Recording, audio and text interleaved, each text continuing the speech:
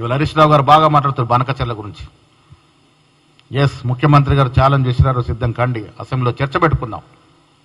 లెక్కలతో సహా కాగితాల మీద ప్రూఫ్తో సహా మా ముఖ్యమంత్రి చూపిస్తారు.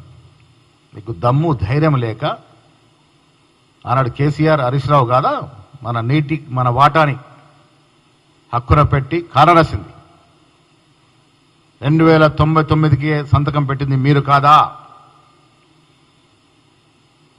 ఆనాడు చంద్రబాబు ముఖ్యమంత్రి ఉంటే చట్టా పట్టాలు వేసుకొని పాత దోస్తాని నెమరేసుకొని ఆంధ్రాకి ఇవ్వాల్సిన హక్కులు ఇస్తామని మాటలు మాట్లాడింది కేసీఆర్ కాదా? ఒక తెలంగాణ ముఖ్యమంత్రిగా ఉండి ఆంధ్రాని సస్యామలం చేస్తామని. జగన్మోహన్ రెడ్డి గారు ముఖ్యమంత్రి ఉన్నప్పుడు రోజా ఇంటికి వెళ్ళి చేపల పులుసు తిని రాయలసీమ రత్నాలసీమ చేస్తామని చెప్పింది మీరు కాదా?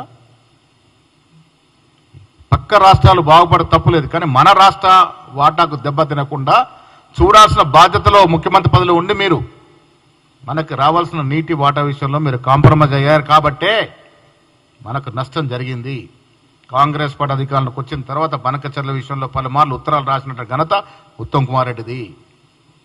ముఖ్యమంత్రిగా రేవంత్ రెడ్డి గారు ఏ ఒక్క నీటి బొట్టు కూడా వదలమని పట్టుదలతో కేంద్రం మీద ఒత్తిడి తెస్తేనే ఇవాళ పనులు ఆగినాయి. ఇది తెలిసి కూడా అబద్ధాలు మాట్లాడి ప్రజల మీద మాయ చేసే ప్రయత్నం హరీష్ రావు గారు చేస్తూ ఉన్నారు. ఇది ప్రజలు అర్థం చేసుకోవాల్సిందిగా మీకు విజ్ఞప్తి చేస్తూ, బీసీల విషయంలో, ఎస్సీల విషయంలో, ఎస్టీల విషయంలో, మైనార్టీల విషయంలో కాంగ్రెస్ పార్టీకి ఉన్న చిత్తశుద్ధి ఏ ఇతర పార్టీకి లేదు. ఇవాళ బీజేపీ రాష్ట్ర అధ్యక్షుడిగా రామచంద్ర గారు నియమింపారు. ఎంతమంది బీసీలను ఊరడించినారు మీరు? సమర్థవంతమైన బీసీ నాయకులు లేరా? ఇంత పెద్ద రాష్ట్రంలో 56% బీసీలు ఉన్నారని నిరూపైనటువంటి ఈ రాష్ట్రంలో మీరు ఒక బీసీని అధ్యక్ష పదవి చేయలేనటువంటి మీ నాయకత్వం ముఖ్యమంత్రుల గురించి మాట్లాడుతూ ఉన్నారు. ఎవరు నమ్మే పరిస్థితులు లేరు. జనం రేపేం చేస్తారో చెప్తే నమ్మరు. ఇవాళ చేసి చూపించినోడే మునగాడు. ఇలా మేము డిప్యూటీ స్పీకర్ దళితుడికి ఇచ్చాం, డిప్యూటీ సీఎం స్పీకర్ పదవి దళితుడికి ఇచ్చాం, పీసీసీ పదవి బీసీకి ఇచ్చాం, 5కి అవకాశాలు ఇచ్చాం, ఎస్సీల్లో 3కి బీసీల్లో ఇచ్చాం, ట్రైబ్స్లో ఇచ్చాం, మైనార్టీకి ఇవ్వబోతా ఉన్నాం. పరిపూర్ణమైనటువంటి సామాజిక న్యాయం, సోషల్ ఇంజనీరింగ్ కాంగ్రెస్ పార్టీ వల్లే సాధ్యమవుతుంది. అఖిల భారత అధ్యక్షుడు ఎవరు?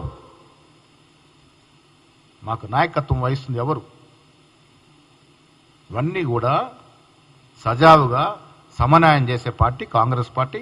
ఆ సమన్వయంలో భాగంగానే రేపు లాల్బాగ్ స్టేడియంలో తలపెట్టిన దాదాపు 40-45 వేల డెలిగేట్స్ మీటింగ్లో మా అధినాయకుడు ప్రసంగిస్తాడు.